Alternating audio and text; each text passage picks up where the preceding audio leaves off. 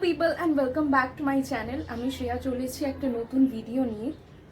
তো তোমাদের মধ্যে আমাকে অনেকেই কমেন্ট করে বলেছো যে বেঙ্গল ফাইলসের ট্রেলারের রিভিউ দাও।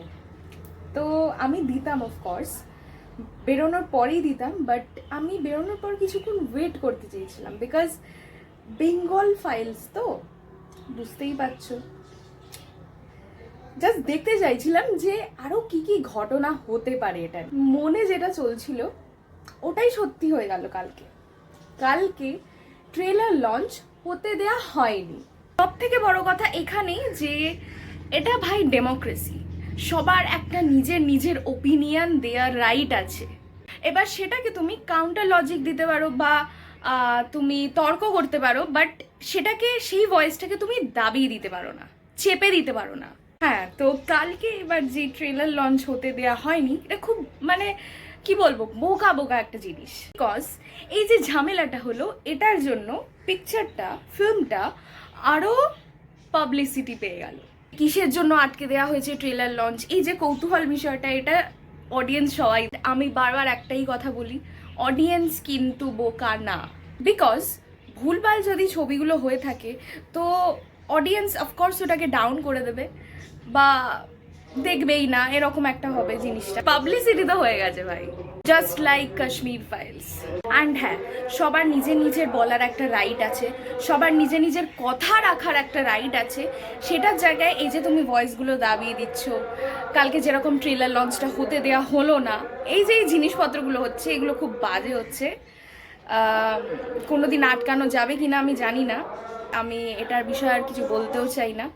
তো আমি স্ট্রেট টু দ্য পয়েন্ট ঢুকে যাবো, সেটা হচ্ছে বেঙ্গল ফাইলসের ট্রেলারটা আমার কীরকম লাগলো। টোটাল ট্রেলারটা হচ্ছে 3.5 মিনিটের, and the trailer is very impressive, ক্রিয়েটিভও। বেঙ্গল ফাইলসের কথা শুনে আমাদের আরেকটা জিনিসের কথাও মনে পড়ে, সেটা হচ্ছে কাশ্মীর ফাইলস। আমরা তখনকার দিনের জিন্নার যে পলিটিক্সগুলো সেগুলো আমরা দেখতে পাচ্ছি। বিবেক অগ্নিহোত্রী এখানে একটা জিনিস দেখিয়েছে, সেটা হচ্ছে এই কালচারটা কতটা রিচ, কতটা মানে হেরিটেজ, মানে অনেক দিন ধরে একই রেয়াজ চলে আসছে। অফকোর্স বেঙ্গলের কি কি গুণ আছে, তো স্বাধীনতা সংগ্রামীরা এখান থেকে বেরিয়েছে। বেঙ্গলকে কোথাও কি একটা হেরিটেজ ক্যাপিটালও বলা হয়। অ্যান্ড তখনকার দিনে যে পার্টিশনের ব্যাপারটা দেখানো হয়েছে, এখানে তো সবকটা স্টেট আর কি এফেক্টেড হয়নি, এখানে বেঙ্গল এফেক্টেড হয়েছে, পাঞ্জাব এফেক্টেড হয়েছে। এত যুদ্ধ চলাকালীন যে ওই ল্যান্ড মাসটাকে যদি কেটে বাদ দিয়ে দেওয়া হয়, তাহলে হেরিটেজ বলে কিছু বেঁচেই থাকবে না। এটাই ওখানে দেখানো হয়েছে ট্রেলারে। তো এই যে সিকোয়েন্সটা দেখানো হয়েছে, এটা কিন্তু যথেষ্ট ভালোভাবে দেখানো হয়েছে।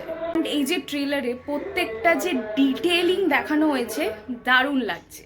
হ্যাঁ, আমাদের সৌরভ দাসের ক্যারেক্টারটা কিন্তু বহুত ইম্পর্ট্যান্ট একটা ক্যারেক্টার, তাকে দারুণ মানিয়েছে।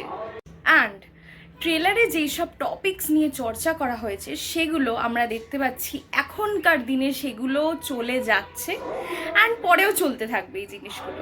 ট্রেলারটা কিন্তু খুবই ইম্প্যাক্টফুল ছিল, আমার তো খুব ভালো লেগেছিল। অ্যান্ড তোমাদেরও কীরকম লেগেছে আমাকে অফকোর্স জানিও। এই ভিডিওটাও কীরকম লাগলো তোমরা অফকোর্স জানিও। অ্যান্ড যারা এখনো অবধি সাবস্ক্রাইব করোনি তারা সাবস্ক্রাইব করে নিও। দেখা হবে পরের কোনো ভিডিওতে, পরের কোনো কন্টেন্ট নিয়ে। Till then stay tuned.